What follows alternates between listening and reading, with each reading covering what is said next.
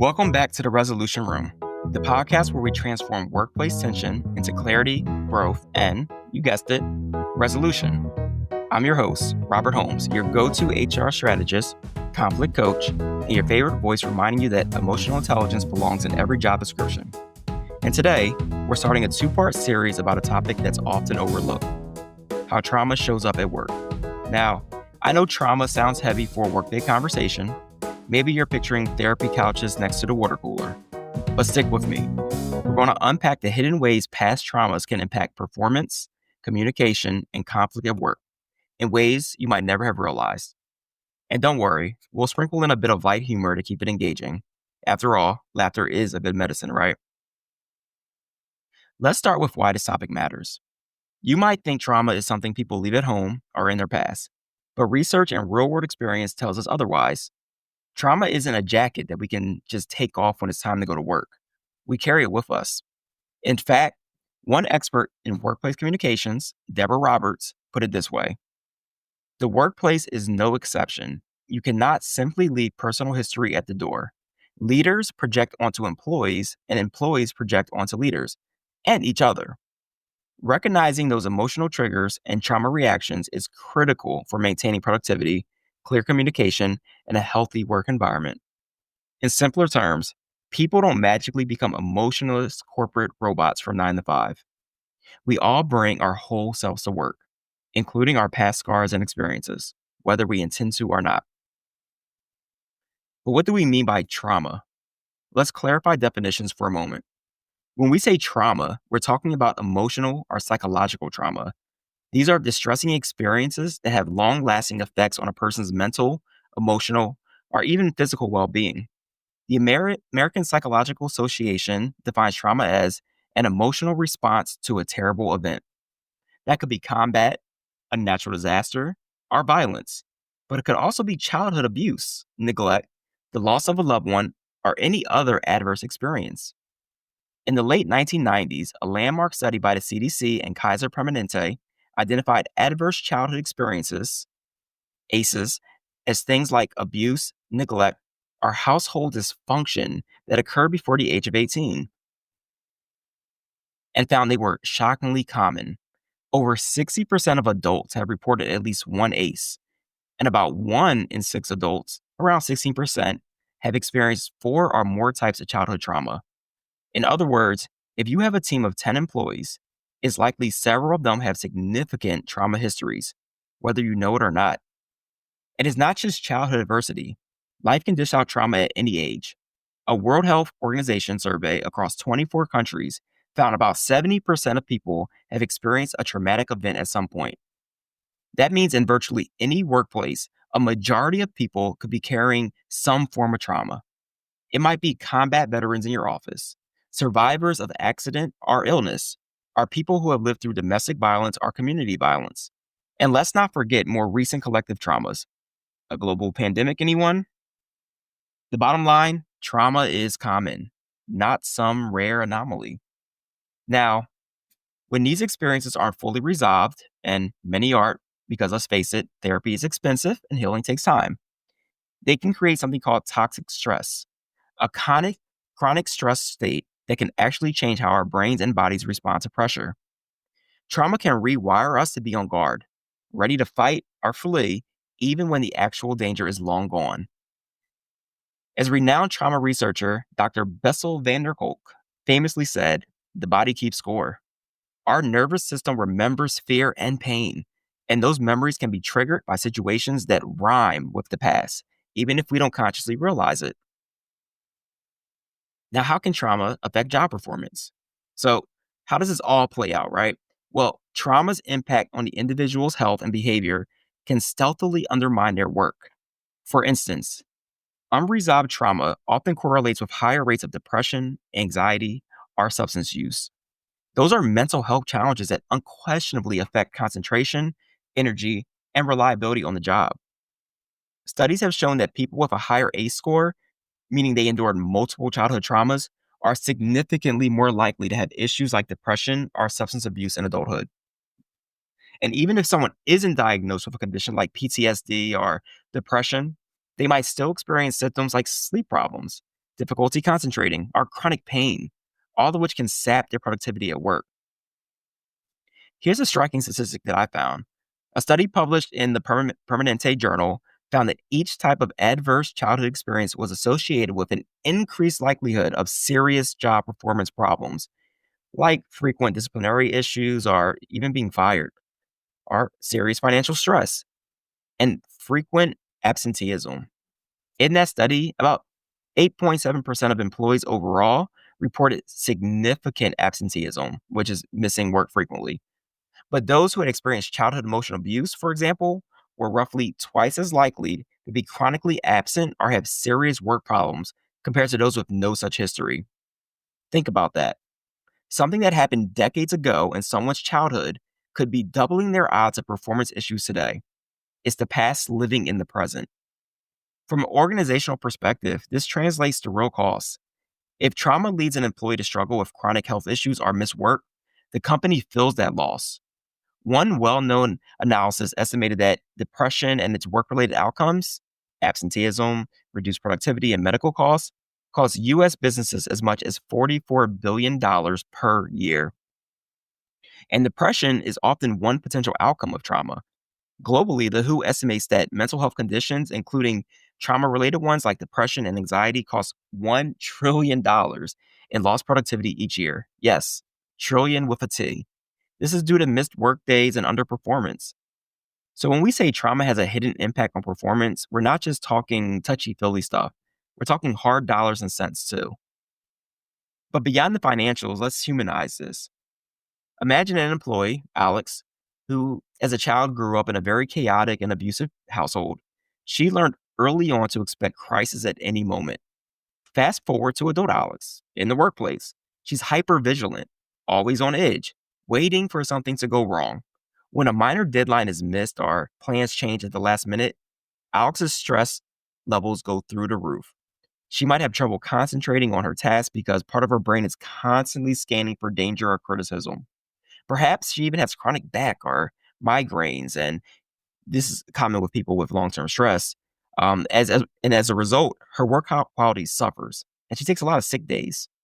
To a manager unaware of her background, Alex might just be unreliable or high strung, but there's a deeper story affecting her performance.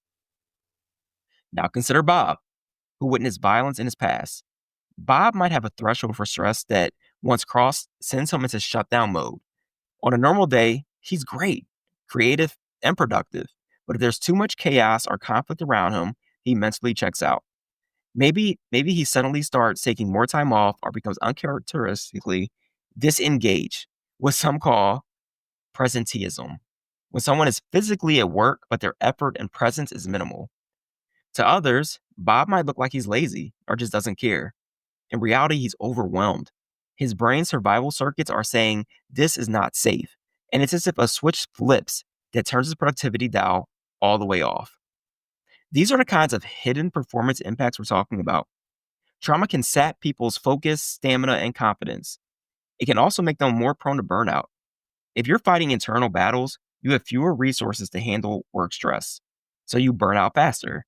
Or you might even overcorrect and work too hard. Think about those workaholics out there.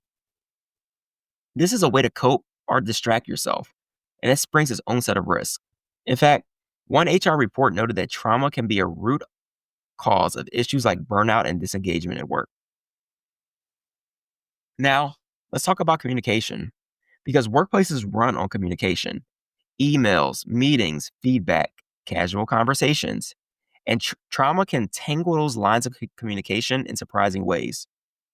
When someone has a history of trauma, especially interpersonal trauma like abuse or severe childhood criticism, it can color how they interpret others' words and how they express themselves.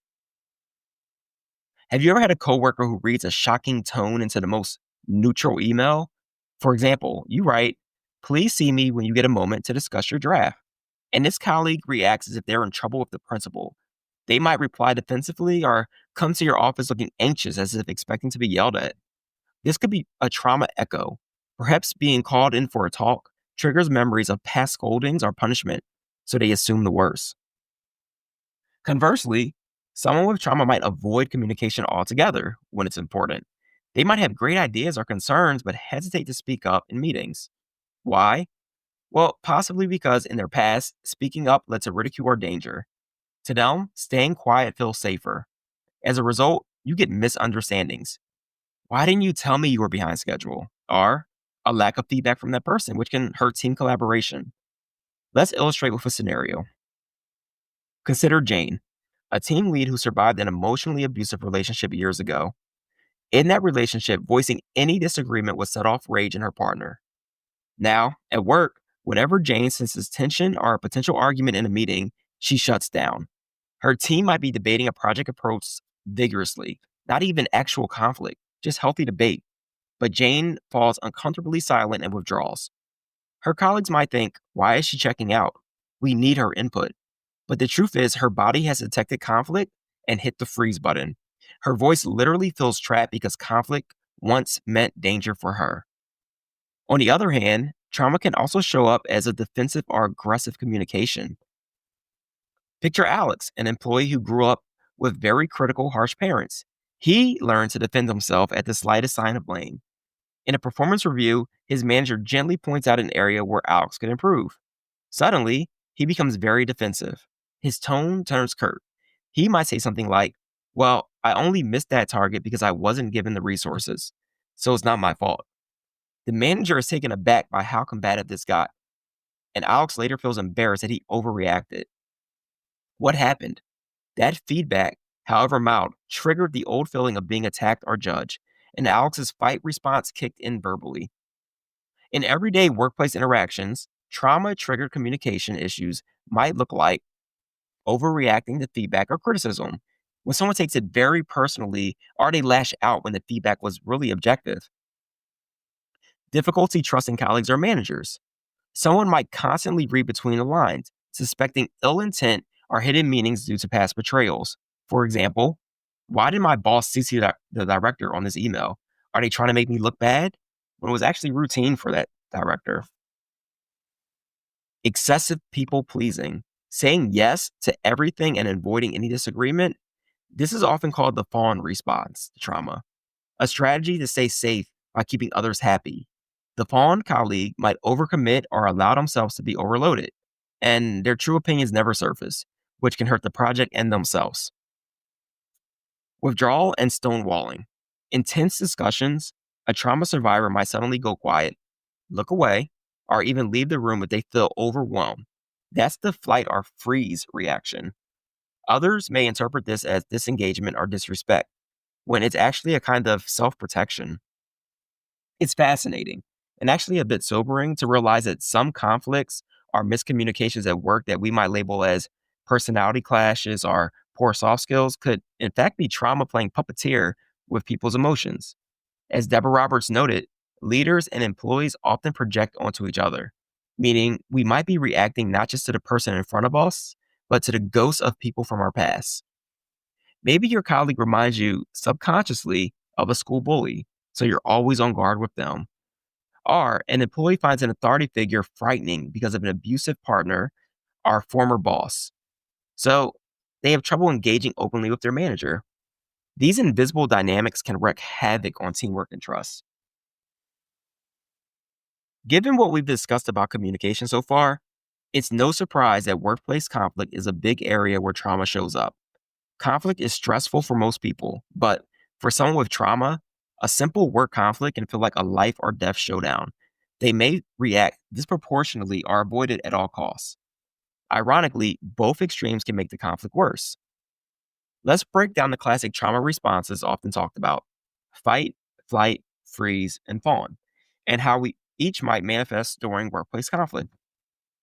Let's start with fight. The person becomes confrontational or aggressive. Their tone may rise, they might interrupt or throw out personal barbs. This isn't because they're just mean.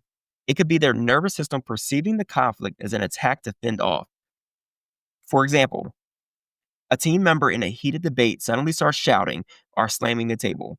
Their body has basically said, defend yourself, as this were a physical threat. Flight. The person avoids or escapes conflict. This could mean literally exiting the meeting abruptly or mentally checking out.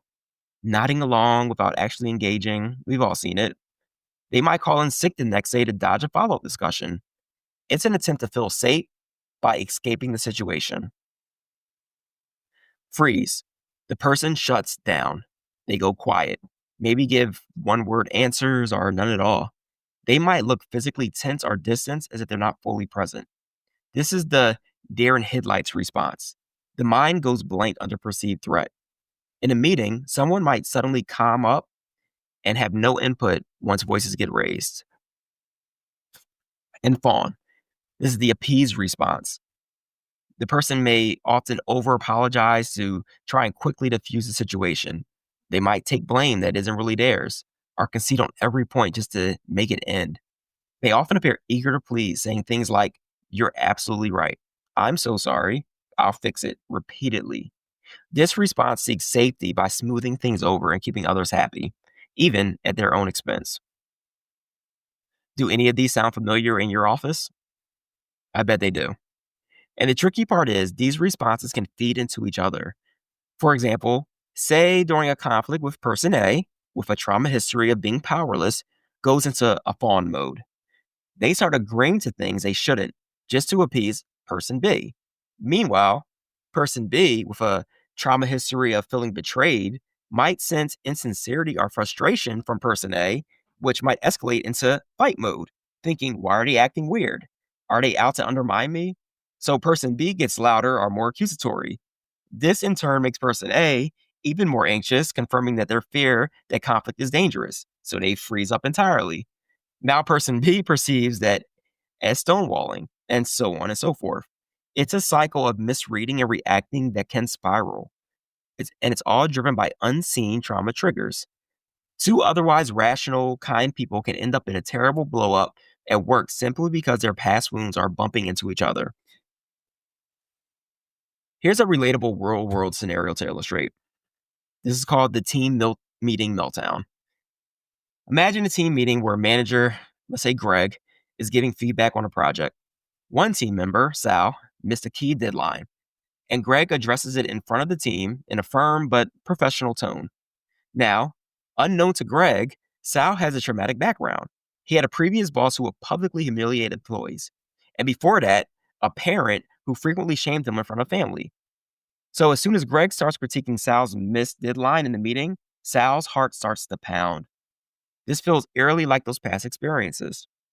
Sal's trauma response ignites. He might go into fight mode, snapping back with, well, maybe if I wasn't overloaded with everyone else's work, I'd make the deadlines too, in a raised voice. Or he might freeze, mumbling a quick apology and then going silent, head down for the rest of the meeting, barely listening. Suppose Sal chooses fight mode first. He speaks angrily. Greg, the manager, is caught off guard by the tone. Greg himself has some old trauma of being disrespected, maybe an incident with a bully in school, and now he gets triggered. His face flushes and he responds with an angry remark, feeling his authority is under threat. The situation escalates into a confrontation that rattles the whole team. Afterwards, Sal storms off, and perhaps later calls in sick for a day or two. That's the flight response, kicking in after the fact. Greg is fuming and labels Sal as having an attitude problem. But notice, if we rewind, this whole episode was less about the missed deadline and more about two nervous systems in trauma reactive mode. Sal wasn't merely being insubordinate, he was reliving a pattern of being shamed. Greg wasn't being this tyrant, he was reliving feeling undermined. Both were essentially shadowboxing with their past in that conference room. Now, this doesn't excuse unprofessional behavior, but it does explain it in a more compassionate light. Understanding the hidden trauma dynamics can help us depersonalize conflicts. Their reaction isn't really about me, it's about something in them and addresses root causes rather than just symptoms. We've hit the big three areas: performance, communication, conflict. But let me mention a few other subtle ways trauma may surface on the job. We often see hypersensitivity to feedback or slights. An employee who seems to take everything personal. Even mild comments are met with hurt or irritation. They might brood over a single critical comment for days. This could be tied to trauma around criticism or low self worth stemming from past abuse. What about employees with difficulty with authority or the hierarchy? Someone might have a strong aversion to being ordered around. If they had an authoritarian or another abusive figure in their past, a simple directive from a boss might make them bristle or even react with excessive assertiveness. On the flip side, some trauma survivors may overcomply with authority, never questioning even bad decisions, which can also be problematic if they don't warn a boss about a looming issue. And what about employees that are perfectionists or overworking? Interestingly, some people cope with trauma by trying to control their environment meticulously. At work, this can show up as the ultra perfectionist or workaholic. They might get extremely upset at small mistakes, theirs or others, or work themselves to exhaustion to avoid any failure. Colleagues might admire their dedication, but underneath, that behavior might be driven by a fear of feeling not good enough, or fear of chaos returning if they do slip up.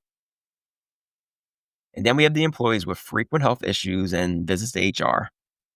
Because, trauma can manifest physically, stomach aches, headaches, or other ailments, which lead to frequent breaks or medical leave. Or a person might visit HR often with complaints about feeling unsafe or mistreated in situations that others find routine. This isn't just them being difficult. It could be a genuine distress that's signaling a trauma trigger.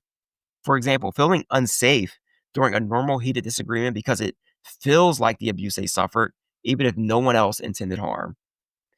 It's important to say that not everyone who has trauma will show these behaviors. And displaying one of these doesn't automatically mean someone has a trauma history. But these are common patterns observed by psychologists and workplace coaches when trauma is at play. Let's take a moment for a light humor break. At this point, you might be thinking, oh, great. Now I'm going to be second guessing all my coworkers. Trauma here, trauma there. Don't worry. We're not trying to tell you or to turn into a mind reader or turn every workplace issue into a psychotherapy session. But raising awareness of these patterns can actually make work life easier. Instead of just labeling someone as a slacker or drama queen or abrasive, we open up the possibility of empathy. Could there be more to this behavior? Even if you never know someone's backstory, and in most cases you won't, just shifting your mindset to realizing, hey, maybe this intense reaction has deeper roots, can help de escalate situations. It encourages a response of curiosity and compassion rather than immediate judgment or punishment. Let's set the stage for solutions now. We've painted a pretty detailed and maybe daunting picture of how trauma can lurk behind workplace problems. The big takeaway from this episode is that trauma's impact at work is real, but often hidden. It can impair performance, distort communication, and intensify conflicts. It's like an invisible factor that managers and teams may never see, yet it influences every outcome and the culture in very real ways. The encouraging news is that there's a growing movement in business towards what's called trauma informed leadership in workplaces. Organizations are starting to realize that if they want productive, healthy, and collaborative employees, they cannot ignore trauma. In fact, failing to be trauma informed can directly hurt the bottom line. One HR advisory firm, McLean and Company, noted that regardless of industry, ignoring the effects of trauma leads to decreased productivity and higher absenteeism and turnover rates. On the flip side, the companies that invest in supportive practices see improved morale, better loyalty, and better retention rates. Employees are increasingly prioritizing mental well being. A 2024 workplace survey even found that 87% of employees would leave their job if the company didn't focus on their well being. That's a huge number. And people want to work where they feel safe and cared for. That's what that survey clearly shows. Now, we understand the problem. What can be done about it? How can leaders and organizations support employees who have trauma, often without even knowing who specifically those folks are? And how can they do it without turning the office into a therapy clinic or sacrificing performance standards? That's exactly what we'll tackle in episode 2. We'll explore practical strategies and tools for trauma informed management, share expert advice on building a supportive culture without coddling or overstepping, and discuss policies that help everyone, not just with people with trauma, to thrive. We'll talk about things like the power of simply listening. Seriously, it's underrated. Why giving employees more choice and control in their work can be a game changer, and how small changes like adjusting how you phrase feedback or designing a common workplace can make a huge difference. And don't worry, implementing these ideas, it doesn't require a PhD in psychology or a budget the size of a small nation. As one trauma informed workplace expert, Stephanie Lemec says, it's a big task to think about building a trauma informed workplace. But the thing about big tasks is they're built by a whole bunch of little tasks. In other words, small steps. But when they're done consistently, it can transform your workplace into a safer, better place for everyone. So, join me in episode 2 as we shift from problems to solutions, from hidden impact to hopeful action. And together, we'll learn what leaders and colleagues can do to ensure that trauma isn't just showing up at work, but when it does, we know how to respond in a positive and productive way.